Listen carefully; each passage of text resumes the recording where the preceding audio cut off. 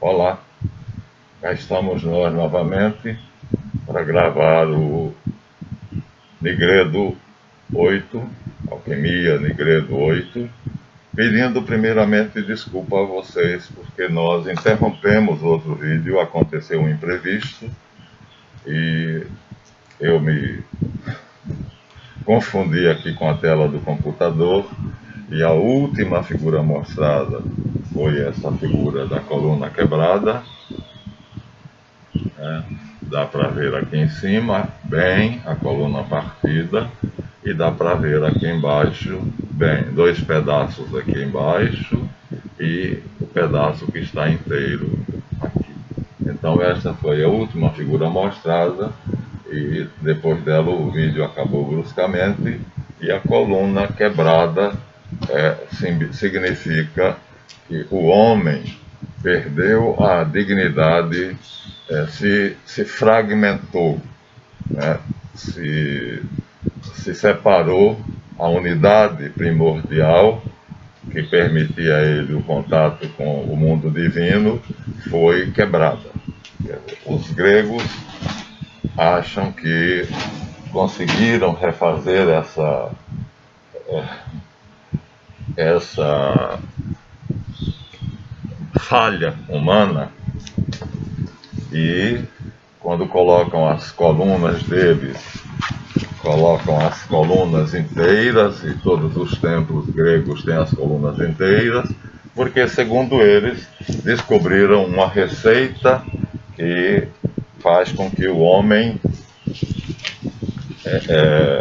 tenha, aqui nós temos Minerva com a coluna inteira, a deusa da sabedoria Minerva com a coluna inteira, de novo, tá vendo?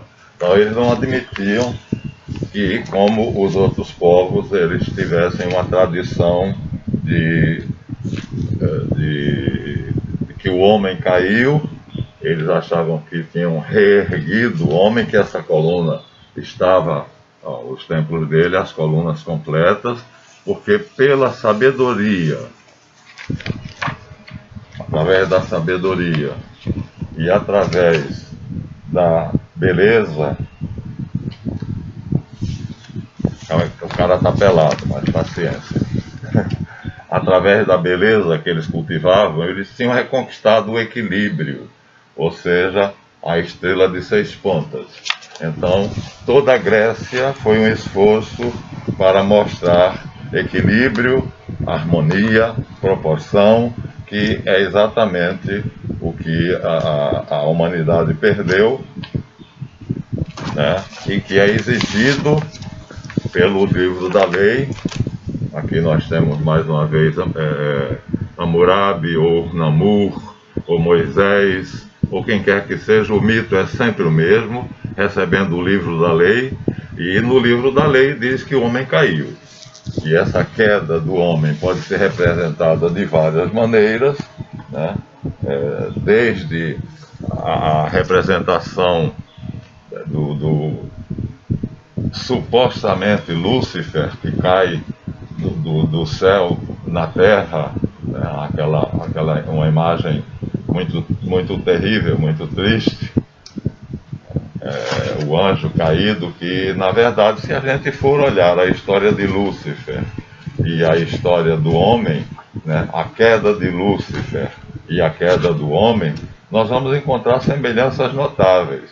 Então, enquanto as tradições dos povos afirmavam que houve essa queda, portanto, a coluna foi quebrada, a coluna foi partida, então os cristãos passaram a fazer construções, igrejas em formato humano, né? Aqui deve ser entendido como um homem em pé, íntegro, graças à redenção nos dada por Jesus Cristo, que é o perfeito Caribu, e a alquimia, dizendo que essa reintegração não foi feita. Estamos aqui então com a figura que os alquimistas colocavam como sendo o fim a ser atingido. O sol crístico lá, e aqui a união do masculino com o feminino, chamado casamento alquímico, matrimônio místico ou as núpcias do Cordeiro. Chegado a esse ponto, então a união com Deus, né? Seria o objetivo final da alquimia, a união com Deus. Então a alquimia não admite que o homem não caiu, então o homem está caído, terá que voltar a esse estado. Os hebreus também admitiam que o homem caiu, e aí toda a literatura do Antigo Testamento é um atestado de que o homem caiu. Necessitou, então, segundo Eliphas Levi, né, na concepção dele, perdendo essa harmonia, né, a estrela de 6 pontas, perdendo essa harmonia, o equilíbrio, né, a integração do masculino com o feminino, perdemos a semelhança com a divindade, e aí teria sido necessário, segundo a tradição mesopotâmica, teria sido necessário fazer todos aqueles exercícios para voltar a nos tornarmos um caribu. Aqui nós temos uma imagem do Cristo como sendo o perfeito caribu. Então aqui está na oval aquele detalhe da igreja de Chartres, né? Ele está dentro de um oval e os 4 animais estão ao lado dele, o leão, o touro, a águia e o anjo, que seria a mesma coisa que se representa pelo casamento alquímico, pelo matrimônio alquímico, né? A representação é a mesma. Então, chegar ao matrimônio alquímico seria chegar ao perfeito caribu. Então, as iniciações teriam essa finalidade, mas tivemos alguns desvios. Por exemplo, no mitraísmo, aqui nós temos Mitra matando o touro, né? Não pode matar o touro. Se matar o touro, então o homem não tem apoio. O touro, né, os elementos, os instintos e todos aqueles sistemas movidos pelo sistema autônomo, o bater dos olhos, o batimento do coração, o funcionamento dos pulmões, a digestão. Então, tudo isso simbolizado pelo touro e por Mitra, que tem um éon, uma criatura angélica, que é meio horrível diante da nossa estética, né? Mas esse éon estaria à disposição de Mitra, só que a ideia de matar o touro foi muito infeliz, porque, como eu disse a vocês, a ideia era tourear até que o touro cansasse, e quando o touro cansasse, o iniciado provava a sua vitória sobre a brutalidade. Portanto, o que seria necessário não era matar o touro, era domar o touro. Portanto, matando o touro, ficaríamos numa situação insustentável, porque na figura que já mostrei muitas vezes a vocês, é o touro que é a base, né? O homem está em pé sobre o touro. Então, se matar o touro cai. Caindo o homem, toda a estrutura cai junto com ele. Logo, não é para matar o touro, não é para aniquilar os instintos, é para domá-los. Quer dizer, o leão, que é um animal mais forte do que o touro e que tem não somente força, mas fortaleza. O touro seria um símbolo da brutalidade dos instintos, enquanto o leão seria o uso consciente da força. O leão é consciente de que é o rei dos animais. Para finalmente, com o homem coordenando todo esse processo, chegar à águia. Então ali nós já temos uma degeneração da iniciação. Infelizmente, não tem como, nós vamos encontrar em várias escolas iniciáticas essa degeneração. E de onde vem essa degeneração? Quer dizer, por que essa degeneração? Mestre Eliphas, que é um dos nossos maiores, nos brinda com uma figura, uma gravura, que mostra um Deus de barba branca e um Deus de barba negra. Quer dizer, na verdade, são dois deuses. Isso causa estranheza à tradição patriarcal, porque, segundo a tradição patriarcal, a unidade de Deus e a unicidade de Deus é fundamental para todo o processo iniciático, mas Elifas nos faz ver que não chegaremos a lugar nenhum se não admitirmos que há um momento em que o Deus Todo-Poderoso, El Elyon, o Altíssimo Deus, Elohim, El Gibor, El Kai e vários outros nomes, né, que esse Deus criou um demiurgo, que está explicado na Teogonia Mesopotâmica, como foi que esse demiurgo fez para criar o nosso universo. Então, nosso universo teria sido criado pelo demiurgo e a criação do universo superior é que teria sido feita pelo Deus dos deuses, Senhor dos senhores. Quer dizer, seria necessário admitir isto antes de qualquer coisa para que se pudesse fazer o trabalho alquímico. Nós estamos no universo do demiurgo. Então, se abrirmos a Bíblia, quem me deu essa pista foi um rabino. Se abrirmos a Bíblia e se nós lermos o Gênesis 1, e se nós lermos, já lemos para vocês decodificando o que é que o escritor, o agiógrafo, o escritor sagrado faz, ele pega as figuras míticas, os deuses dos antigos mitos, e ele transforma esses deuses em concepções abstratas. Então, Tohu, Bohu, Terron, Behemoth, Shek, Raab, que são deuses, demônios na verdade, né? Porque são deuses que procuram impedir a criação. Aí aqui ele mostra que esses deuses, na verdade, Gênesis 1, esses deuses, na verdade, são figuras para a concepção abstrata, os céus e a terra, né? Eretz e Hashamayim. Então, que Tohu, Bohu seria desolação e caos, o caos primordial de que os gregos falam, no princípio era o caos segundo Hesíodo.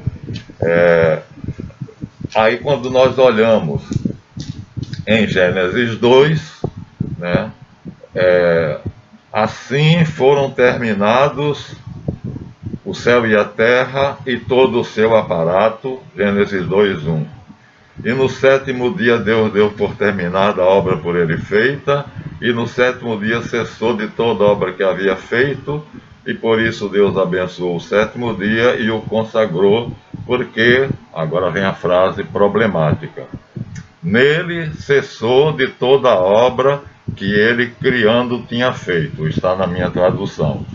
Não é essa a tradução. Isso é falso, porque Jesus Cristo, inclusive, quando fazia alguma coisa no sábado, que os judeus diziam, transgride a lei de Moisés, está fazendo cura no sábado. Os discípulos dele sentiram fome e passaram por um roçado, e a lei permitia que quem tivesse fome colhesse as respigas do roçado, ou seja, o dono tinha feito a colheita e o que caiu no chão ele não podia pegar. O passante necessitado tinha direito àquela porção de trigo ou de frutas, do que for que estava no chão. E num sábado, passando por um campo de trigo, os discípulos dele viram esses respingos, esses no chão, pegaram e comeram. E aí os fariseus maldosamente disseram: estão fazendo uma obra, porque estão colhendo trigo no sábado. E Jesus Cristo, surpreendentemente, disse: vós estáis muito enganados. O sábado foi feito para o homem, e não o homem para o sábado. O Shabat foi feito para o homem. O Pai trabalha, por isso eu trabalho. Então o Shabat, na verdade, era uma palavra para esconder uma criação de Deus no final da sua criação, que é a criação do Gênesis 2, extremamente diferente do Gênesis 1. Tenho esse débito com o rabino Meir Messilah Malamed, que faz a tradução ao pé da letra, e nesta tradução ao pé da letra, ele diz que no Gênesis 2, né, diferentemente do que está ali, ele diz, 2, e acabaram de criar-se os céus e a terra e todo o seu exército. E terminou Deus no dia 7º a obra que fez. Então ele fez uma obra no 7º dia. E abençoou Deus o dia 7º e o santificou. Porque nele, agora a tradução ao pé da letra, acabou toda a sua obra que Deus criara para fazer. Então no 7º dia Deus não descansou. Ele fez algo. E justamente esse algo que ele fez, que Platão chamava o demiurgo, seria Javé. Então, no 7º dia, está coincide com a tradução interlinear hebraico-inglês que está aqui, nós temos, e aí é melhor, porque olhando o hebraico-inglês, quem tem facilidade de inglês, vai ver. Então, aqui vendo o Gênesis 1, né, eu fiz para vocês as observações. O agiógrafo, o escritor hebreu, ele usa as mitologias antigas, mas na hora de explicar os escribas e os fariseus, então não utilizavam-se daquelas figuras como sendo deuses, deusas ou criaturas reais, mas explicavam como sendo conceitos abstratos, Tohu e Bohu, caos. Todas as duas palavras são sinônimos. A Bíblia, para sair desse sinuca de bico, de que as duas são sinônimos, diz solidão e caos, porque Tohu e Bohu são sinônimos, mas aparecem nas mitologias como sendo dois dragões, dois demônios que tentaram impedir a obra de Javé, segundo Rafael Patai.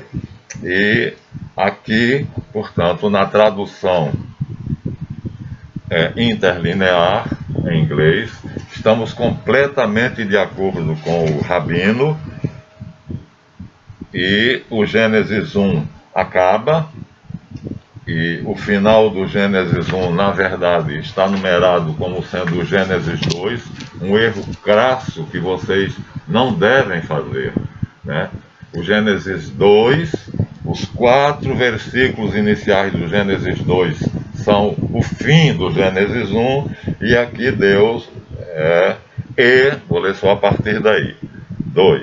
E Deus abençoou o 7º dia, porque nele descansou da sua obra que ele criou para fazer, which had created God to make.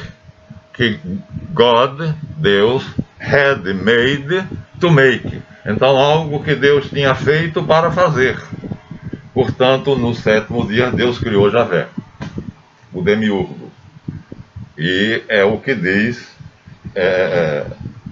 o rabino Meir Melamed Messilah, na tradução dele, né? Ele traduz exatamente ao pé da letra, e naquela mesma passagem está escrito em português, não é interlinear, mas ele também faz a mesma tradução, a mesmíssima tradução, que no sétimo dia Deus terminou de fazer a sua grande obra, mas ainda precisava terminar algo.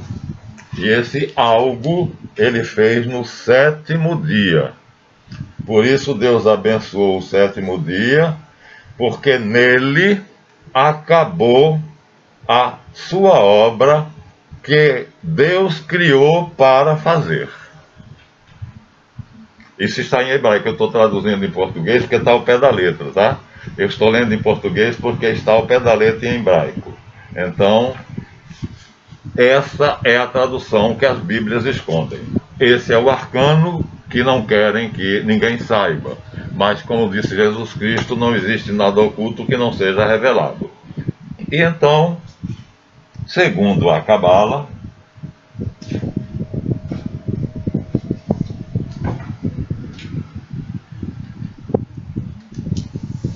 nós vamos encontrar a coluna partida, que é justamente a queda. Depois vamos encontrar o caribu, que é a reconstituição do homem decaído, aqui no caso por Jesus, o homem renovado, reintegrado, né, com o seu estado, no seu estado primordial, touro, águia, leão e anjo, né? E a Cabala mostra, além disto aqui, ela ainda mostra outras coisas que nós vamos aqui, isso é Cabala, sim. Ela ainda mostra que o verdadeiro nome de Deus, aqui nós temos a estrela de 6 pontas, e Deus, e ela mostra que neste círculo em um campo preto, ela mostra no campo preto, que é o Deus Todo-Poderoso, o Deus verdadeiro. Esse campo em negro representa o Deus verdadeiro, oculto numa luz inacessível de São Paulo, por isso em preto. Ele está oculto numa luz inacessível, e as trevas para ele não existem. Então, dentro desse campo, Ain Sof Aur, aqui está errado porque aparece Ain 2 vezes, é Ain Sof Aur. Dentro deste campo, Deus, por um excedente de bondade, porque ele não precisava, vivendo como Ain Sof Aur, ele era autossuficiente e plenamente feliz. Mas o que é que ele decide? Ele decide criar seres inteligentes para compor uma corte, né, que compartilhassem da sua sabedoria, do seu poder, do seu amor e da sua sensibilidade, por um transbordamento de amor. Então ele cria Reshit. Primeiro de que tudo, ele cria Reshit. Essa primeira roda aqui, esse primeiro círculo é Reshit.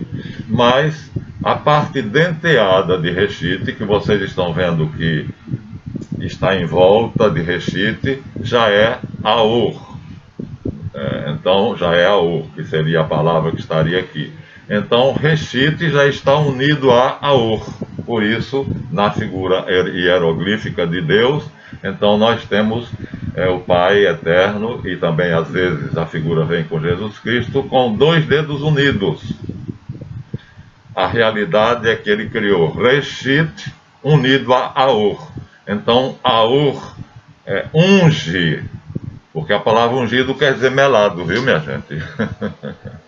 Todo lambuzado. E Reshit é lambuzado de Deus por todos os lados, porque veja, ao redor dele é Deus por todos os lados. Primeiro aqui, numa primeira ilustração em forma dessa roda denteada, depois aqui, porque escrito aí erroneamente, porque onde está estão os 3. Deus é uno e trino. Onde está o Pai, estão igualmente o Filho e o Espírito Santo. Onde está o Filho, estão igualmente o Pai e o Espírito Santo. E onde está o Espírito Santo, estão igualmente o Pai e o Filho. Então, se a Aur circunda Reshit, aqui é mais para esclarecer para nós que ele é o ungido, Reshit, é Yeshu, é o ungido, é o Mashiach. Ungido quer dizer melado, porque eles jogavam azeite em cima da cabeça dos profetas, quando um profeta ungia outro profeta, ou jogavam azeite, imagina, eles usavam cabelos longos. Agora você imagina que é pegar 1 litro de azeite e jogar na cabeça do homem com a cabeleira de mulher. Era uma melação enorme, mas aquilo para eles era uma grande honra, porque era a unção. Aquele azeite simbolizava o Espírito Santo, Aor, que estava derramando-se sobre o ungido. Aquela unção significava que o profeta reconhecia que aquele rei, como foi o caso de Salomão, é descrito detalhadamente. Davi foi ungido secretamente na casa do pai dele, mas Salomão e Sadoc, segundo a Bíblia descreve, foram ungidos publicamente diante das 12 tribos de Israel. Então, veja bem, cabeleira não era tão longa não, porque só os nazareus, ou nazireus, tinham a permissão de usar cabelo como as mulheres. O cabelo de Jesus era longo, chegava até quase a bunda. Por quê? Porque ele era um nazir. Por isso, nazareno, há algumas pessoas que dizem que quer dizer nazireu, e não de Nazaré. É as duas coisas. Ele tanto era um nazireu, porque era um consagrado, como Sansão, e como Saul também foi consagrado, né? Então, Samuel consagrou Saul, depois Natã, acho que Natã consagra o Salomão, né? E essa consagração era isso.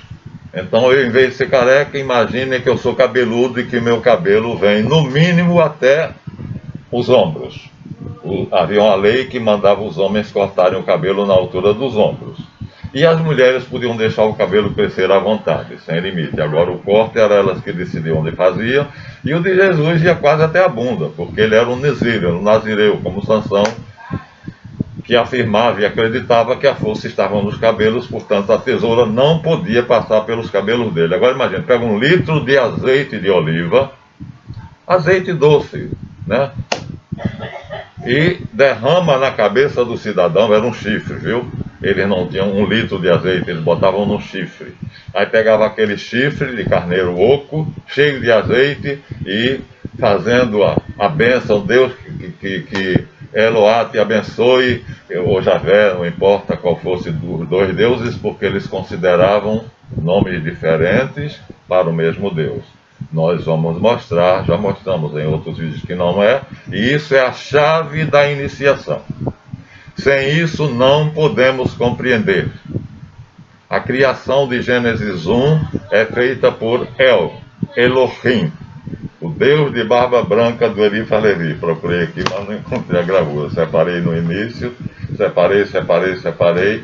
Então Eliphaz imagina o Criador como sendo um Deus de barba branca, da metade para cima, e um Deus de barba negra, da metade para baixo. Esse Deus de barba branca seria o Deus bom, o Deus da criação boa, que a cada coisa que ele cria, ele diz e viu que era bom, e o Deus de barba negra simboliza Javé, que é o Deus que a primeira coisa que ele faz é o homem, e quando ele faz o homem, ele diz, não é bom que o homem esteja só. Ou seja, fiz meleca, fiz M, não fiz o que eu gostaria de ter feito.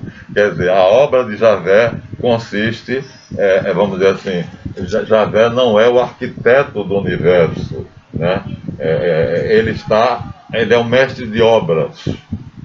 A arquitetura do universo está em Reshit, que é Jesus.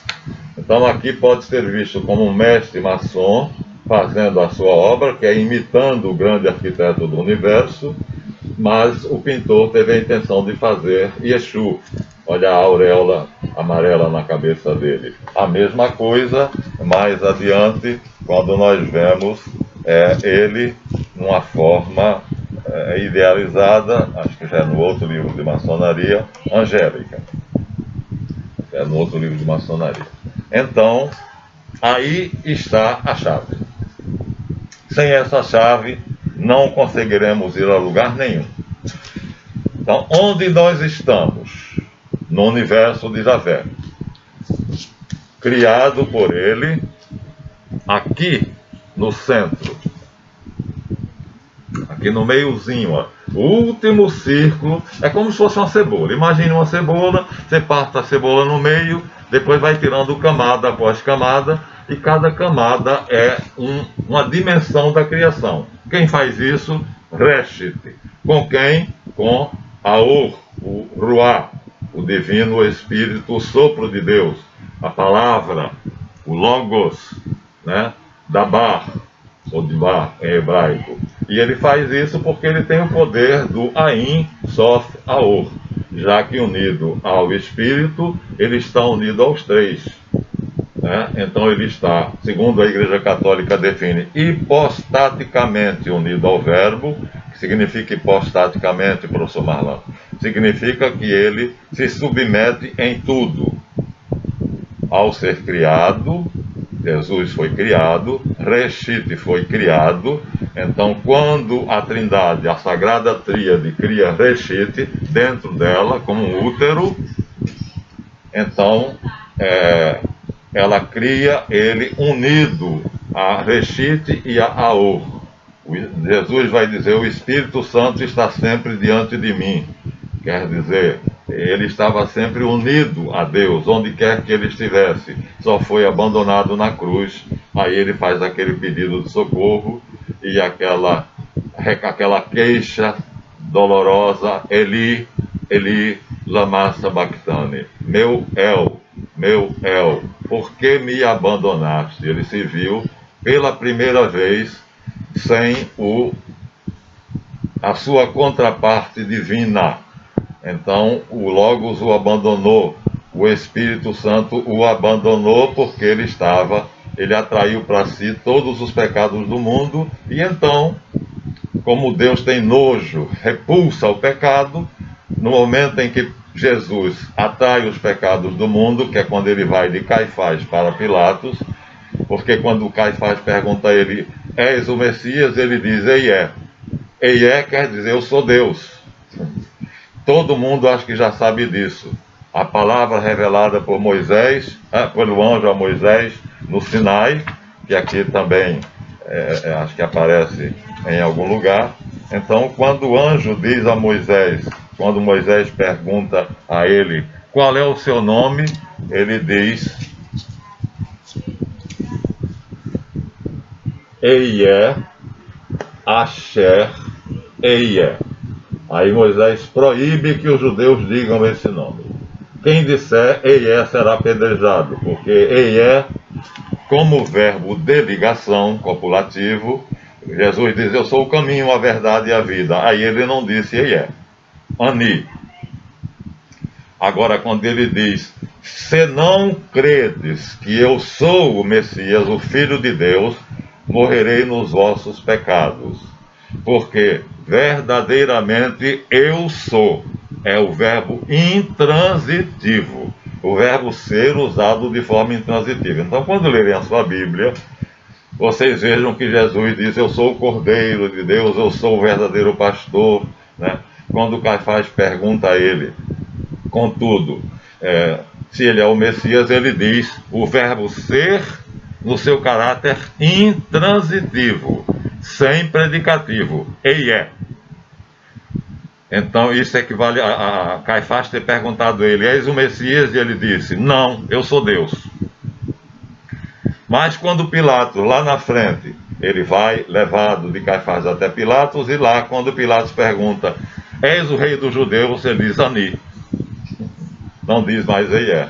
Então, durante o percurso de Caifás para Pilatos, ele vai absorvendo os pecados do mundo, segundo a nossa crença católica na redenção, de maneira que ele não pode mais dizer Eié quando ele chega a Pilatos. Então aquela surra que ele leva de chicote, toda aquela maceração, toda aquela maldade, né, que é feita com ele, né, ele já está em caráter puramente humano, na natureza humana. Então dali para frente, quem vai sofrer é o homem Jesus. Jesus na sua natureza humana, para, segundo a Igreja Católica, redimir o homem caído. Olha aqui a queda. Supostamente, segundo os mitos, Lúcifer. Mas Lúcifer não tem nada a ver com essa história. Lúcifer nem aparece na Bíblia. Só aparece na Cabala medieval, nos judaizantes, nos gnósticos, mas não tem nada a ver. Quem cai aqui é o homem,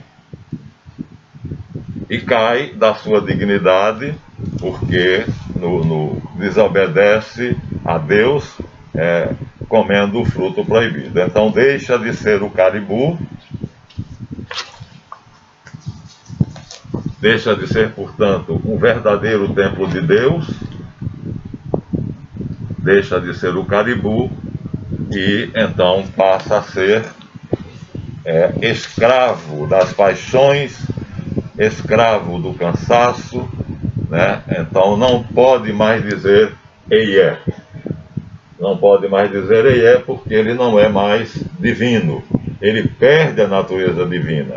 E Jesus vem em natureza divina, unido a Aor, unido a Sof, unido a Ain, segundo o quadro em negro que mostrei para vocês há pouco tempo atrás, né?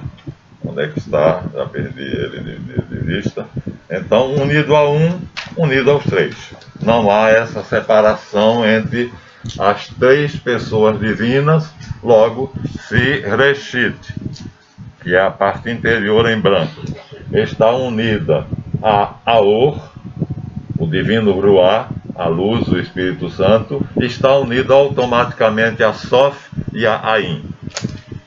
Mas, ao atrair para si os pecados do homem, que caiu, segundo nós mostramos a vocês naquela gravura, que colocam como sendo Lúcifer, mas na verdade não é Lúcifer, né? Na verdade a queda, aqui mostra de novo os anjos fechando a porta do céu, para que Lúcifer não entre, nem ele, nem as hordas de anjos que obedeceram. Por quê? Porque ele caiu. Ele não manteve a sua dignidade. Mas não é Lúcifer, viu? É Satanás, o diabo, o dragão que tenta Adão e Eva lá no paraíso. Então essa figura aqui, desenhada por esqueci agora o nome, francês que faz os desenhos da Divina Comédia. Então isso aqui não é Lúcifer, não tem nada a ver com Lúcifer. Lúcifer não tem nada a ver com Satanás, o diabo. É Satanás caindo dos céus, o querubim que ficava perto do trono divino. É na verdade também homem. Se compararmos a história da queda de Satã, né? Nós sabemos que o nome ele tinha antes da queda. Com a queda do homem, vamos encontrar uma perfeita analogia. O homem caiu, o anjo chefe das milícias celestes também caiu. Mas este homem não é o Reshit que criou. Reshit cria o eterno masculino e o eterno feminino, segundo a Bíblia minha e de vocês. E aí é notável, porque vou ler de novo na nossa Bíblia em português. Olha bem se é possível. Isso é só um pedacinho, é só um exemplo. Então veja só a criação do homem pelo Deus bom. Deus viu que estava bem feito e disse: façamos o homem à nossa imagem, à nossa semelhança, e tenha poder sobre todos os peixes do mar, e tenha poder sobre todas as aves do céu e sobre todos os animais terrestres e sobre os répteis que rastejam pela terra. E Deus criou o homem, à sua imagem o criou. Homem e mulher os criou. E Deus abençoou-os, dizendo-lhes: frutificai e multiplicai-vos e povoai a terra, submetei e dominai. Dominus em latim quer dizer senhor. E acrescentou: eis que vos dou toda a erva que produz sobre a terra, e etc, etc, etc. E Deus os abençoou, dizendo-lhes: prolificai e multiplicai. Aí você vai à criação, ó, veja, o homem e a mulher aqui são criados de uma só vez. E Deus disse: façamos o homem a nossa imagem e semelhança, e fez. Homem e mulher os criou. E Deus criou o homem, diz o texto. O hebraico, a mesma coisa. Homem e mulher os criou. E Deus os abençoou. E disse: crescei, prolificai e dominai. Dominar é a ação de dominus, Deus. Éramos deuses. E então, infelizmente, caímos. Mas não foi esse o homem que caiu. Esse é o homem que está escondido em Deus, como diz São Paulo, né? Quando o Apocalipse anuncia que, finalmente, naquele dia, né, eu vi a Jerusalém celeste descer sobre a terra e Deus estava nela. E a terra se tornou a cidade santa e Cristo uniu-se à sua noiva, às núpcias do Cordeiro, e os anjos glorificavam a Deus, dizendo, né, glória a Deus que assumiu o seu trono e o seu poder. Agora vamos ver Gênesis 2? Vamos lá. Vejam se é o mesmo Deus.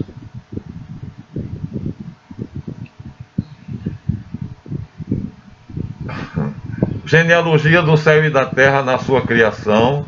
Quando o Senhor Deus fez o céu e a terra, não existia ainda nenhum arbusto campestre sobre a terra, nem erva alguma germinante pelo campo, porque o Senhor não tinha ainda feito chover sobre a terra, nem havia homem que cultivasse o solo e da terra fizesse sair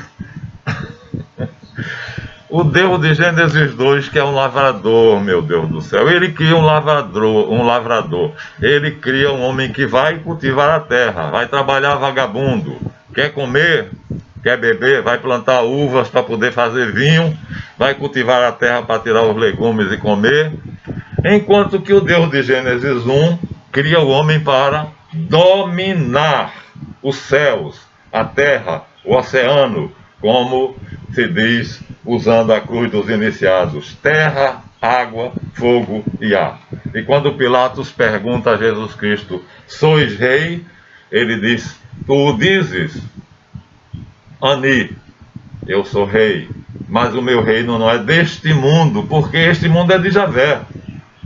É um mundo de provas para que nós mereçamos pertencer ao mundo de El, onde está Jesus escondido em Deus, e que virá pela segunda vez, e aí todos nós seremos transformados à sua imagem e reinaremos com ele. E quando Pilatos diz: mas és rei? Jesus responde: para isto nasci e para isto vim ao mundo, para dar testemunho desta verdade. Mas peraí, como é? Não sou rei desse mundo, mas sou rei. E para isto nasci, para dar testemunho desta verdade, e quem é pela verdade ouve a minha voz. Se eu fosse rei deste mundo, meus soldados estariam lutando lá com os seus para virem aqui me resgatar. Rei da terra, da água, do fogo e do ar. Rei como eram reis magos que vieram visitar Jesus Cristinho. Não eram reis, nenhum deles. Tá? O filme que mostra eles como rei está misturando as bolas. Eles eram magos, reis da terra, reis dos elementos, da terra, da água, do fogo e do ar, simbolizado aqui pela cruz em que Jesus foi pregado. Então, Jesus, quando foi pregado na cruz, na verdade ele diz: quando o Filho do Homem for levantado da terra, atrairá a si o coração de todos os homens. Por quê? Porque ele foi pregado na cruz dos elementos, terra, água, fogo, ar. Então, ao ser pregado na cruz, ele consegue poder como homem, porque aqui Deus já o tinha abandonado, ele lama sabachthani, ele então é pregado como homem ele sofre, como homem ele morre. Mas ao ser pregado na cruz dos elementos, ele se torna rei da terra, da água, do fogo e do ar. E para isso nós fomos feitos. E no Aleluia de Handel diz: e reinaremos com ele para sempre. E reinará para sempre. E nós reinaremos com ele. Então, o grande mistério é este. O grande arcano é este. Temos um Deus criador e um Deus criado. O Deus criador, que criou um homem, que está lá, escondido nele, na Jerusalém celeste, para vir e reinar sobre a terra, e o Deus criado, que criou um homem que caiu. Olha aqui, ó, a metáfora da queda do homem, caindo do céu para a terra. Ó Lucífero astro, tu dizias no teu coração: erguerei meu trono acima do trono do Altíssimo, colocarei o meu poder acima do próprio Deus. Pensavas que triunfarias no seu intento? Fostes precipitado no mais profundo do abismo. Isso era para o rei da Síria. Mas como ele diz, Lucífero o astro, daí passou a ser Lúcifer. Então temos que admitir o seguinte: esse homem que caiu, portanto, a coluna quebrada, vamos voltar a ela, não tem nada a ver com o eterno masculino e o eterno feminino criado por Reshit, com os poderes do Pai, do Filho e do Espírito Santo, do Ain Sof Yahu. Esse homem caído, que a maçonaria simboliza pela coluna quebrada, somos na verdade nós, que fomos criados por Javé. Para quê? Para reinar? Não. Para reinar, quem nos criou foi o Deus do universo bom, que ele diz: e fez a luz e viu que a luz era boa, e fez o mar e viu que era bom, e fez os grandes animais marinhos e viu que tudo era bom, e no sétimo dia olhou toda a sua criação e viu que tudo era muito bom, e então criou o demiurgo para criar um mundo mau. Essa é a verdade. Então Javé é um Deus criado no sétimo dia por El Elyon, através de Reshit. No princípio era o verbo estava com Deus e o verbo era Deus. Por ele foram feitas todas as coisas, e nada do que existe foi feito sem ele. Por isso ele está aqui em majestade. Não sei de novo se eu vou encontrá-lo. Em um desses livros que nós pegamos, ele está em majestade. Então, porque ele reina. Ele veio como rei, ele dominou a tempestade, ele andou por sobre as águas, ele ressuscitou mortos. Então ele é rei da vida e da morte, ele é rei dos elementos, ele atingiu, por isso não tem nada a ver o casamento de Jesus com Maria Madalena, nem o casamento, nem a união sem casamento. O rei e a rainha aqui são a natureza unida do andrógeno universal. Quer dizer, nós, homens criados por Javé, teremos, segundo a alquimia, que chegar a esse estado que é, em suma, o aperfeiçoamento daquela figura já muito conhecida de vocês, do Caribu. Então, teremos que nos tornarmos primeiro isto, para depois unirmos isto num único animal, num único ser, simbolizado pela esfinge, que é o símbolo perfeito das iniciações, que está no nosso livro e que é representado em alguns lugares por Jesus, em outros lugares na Catedral de Chartres por Jesus ainda. Aqui nós temos o frontispício da Catedral de Chartres, né? E vocês vão ver aqui no meio, aquele Jesus que eu procurei agora, que tem grande em algum lugar ali, e não encontrei, aquele no centro, e os 4 animais, o caribu. Então temos que chegar primeiro ao caribu, que é a organização, a reordenação do ser humano feito por Javé, feito para trabalhar a si mesmo, né? E Deus disse, vamos fazer o homem para que ele plante, porque não havia ainda planta, porque tinha solo, mas não havia quem o lavrasse. Agora veja, aqui está o homem reintegrado, né? Com a força dos instintos, a força bruta que é necessária, com a força consciente para domar os instintos, essa domina esta, e essa tem consciência. O homem que coordena o uso, quando é preciso ele usa isto aqui, quando não é ele usa isto aqui, e acima a área. Então o homem reconstituído, e segundo a alquimia, o matrimônio alquímico, quer dizer, o homem e a mulher no casamento místico, no matrimônio místico, né? Na maçonaria, o mestre maçom, que se tornou cópia do grande arquiteto do universo, Javé, do universo pequeno. Ele está fora desse universo que ele está criando. Então Javé está criando o universo pequeno, que vamos ter como modelo o universo de El, para que ele possa aqui fazer da criação dele um campo de provas, no qual nós sejamos testados,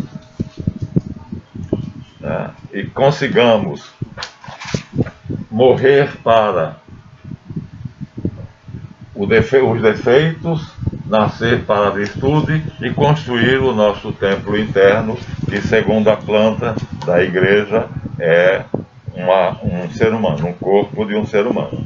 Então, pronto, a coluna quebrada está decodificada. Os gregos não têm razão, por mais bela que tenha sido a civilização grega, por mais harmônica que tenha sido a estatuária grega, ela não conseguiu reconstituir o homem primordial, o homem na sua acepção, como foi criado em Gênesis 1, é o eterno masculino e o eterno feminino. É daí, desse Adam Kadmon na Cabala, não é somente Adam. As pessoas falam de Adam e dão a ele o nome próprio de Adão. Não, a Cabala diz, o Adam Kadmon foi criado em Gênesis 1, no 7º dia, e aqui diz, no 6º dia, para reinar sobre o universo, simbolicamente sobre a terra, a água, o fogo e o ar. Este homem, o eterno masculino, e esta mulher, o eterno feminino, encarnaram-se em vários seres. Vou dar exemplo: Mahatma Gandhi, na Índia; Buda, também na Índia; Lao Tse, na China; Zoroastro, na Pérsia; os Cristos de todas as civilizações, os mensageiros divinos, os pequenos Cristos, acima do qual, segundo a minha fé, agora estou colocando a minha fé pessoal em questão, né? Jesus é o Cristo. Então, como o Papa diz, prefiro chamá-los, a esses outros, de Crestos, os melhores da raça, os mensageiros divinos, e reservar o nome Cristo simplesmente para Jesus. Isso é a afirmação de Papos no seu livro Tratado Elementar de Ocultismo. Então, a chave foi dada. Usem. Se não supusermos, de acordo com a Cabala, que há 2 universos ou 2 dimensões diferentes,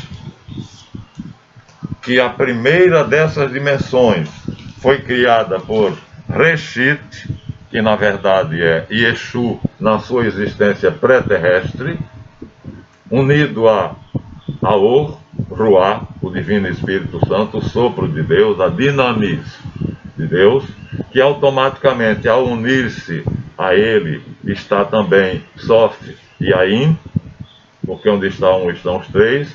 Então, Reshit, segundo a Bíblia hebraica, Bereshit bara Elohim et Hashamayim vet haeretz. Em Reshit, dentro, agora vejam a figura e entendam. Dentro de Reshit, bara Elohim, Elohim, o Deus verdadeiro, o Altíssimo, El Elyon, o Deus de Melquisedeque, El Shaddai, o Deus de Abraão, não Javé. Adulteraram depois a Bíblia, colocando no lugar de El o nome de Yahvé. Isso quem fez foi Esdras. Uma brutalidade. E em Reshit, né, bara Elohim, os Elohim, né, os anjos divinos criaram Et Hashamayim vet haeretz. Primeiro ele coloca as energias e o elemento seco, e a matéria. E depois, aí ele vai detalhando. E depois disse Elohim, Fiat Lux, e fez-se a luz criada, porque a luz incriada é o próprio Deus, né? E foi fazendo no primeiro, no segundo, então, o eterno masculino e o eterno feminino foram os primeiros a serem criados e encarnaram em várias civilizações. Judite, por exemplo, na religião judaica, Débora, né? E para nós católicos, Maria, mãe de Jesus Cristo, né? Encarnação do eterno feminino, ela própria não sabia, ela não tinha consciência da existência pré-terrestre dela, e no sétimo dia, ao invés de descansar, como os judeus acreditavam, ele criou Javé, aqui no último círculo, que criou um mundo, um universo aqui dentro, que é o universo descrito em Gênesis 2. Então, simplesmente isso, simples como água cristalina. Gênesis 1 é um Deus, um perfil de um Deus diferente, que cria um universo bom. A cada criação sua ele diz e viu que era bom. Javé, logo na primeira criação que ele faz o homem e diz, não é bom que o homem esteja só. Quer dizer, fiz-me, não devia ter feito o homem sozinho. Mas lá o Deus Elohim já faz o homem e a mulher, iguais em dignidade e direito. Javé faz o homem, depois percebe que errou, é um Deus de tentativas, erros e acertos, como dizia um evolucionista lá, que não acredita nesse Deus porque é um Deus de erros e acertos, tem toda a razão, está falando de Javé. E Deus faz o homem e a mulher em igualdade, dignidade e direitos, iguais em dignidade e direitos para reinarem sobre o universo, terra, água, fogo e ar. E o que é que Javé faz? Cria o homem de um material pré-existente, lá é pela palavra, o Logos. Aqui é do barro, vermelho. Por isso eu dizia que a primeira raça tem que ter sido a vermelha, porque a argila é vermelha. E cria o homem para quê? Para lavrar a terra, para arar e cultivar. Quer dizer, nos criou na condições de servo, de escravos.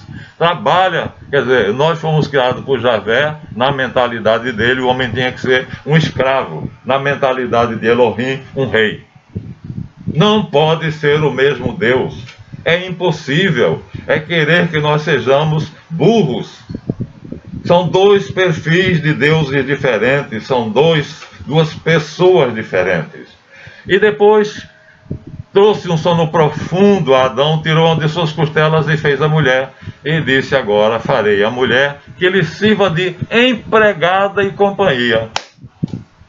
Quer dizer, a mulher do Gênesis 1 tem igualdade, paridade de direitos e de dignidade com o homem. É o eterno masculino e eterno feminino, são iguais. O rei e a rainha, que nós mostramos aqui no livro de Alquimia. A mulher de Javé é para ser empregada, serva, adjutora, como quiser, do homem, né? Servi-lo sendo sua empregada. Então, coitadinha, vai ser assim que as mulheres vão ser tratadas durante o tempo quase todo no universo de Javé. E Jesus diz, né? Eu não sou daqui, vocês são de baixo, eu sou do alto. Quando chamam ele de Beelzebu, ele diz: como podeis chamar de Beelzebu aquele a quem o Pai ungiu e enviou? Então, em outro mundo, em outro universo, ungiu e enviou. E foi para lá que ele voltou. Então, me empolguei, 1 hora fechada, me excedi, obrigado, deem seu like e até a próxima.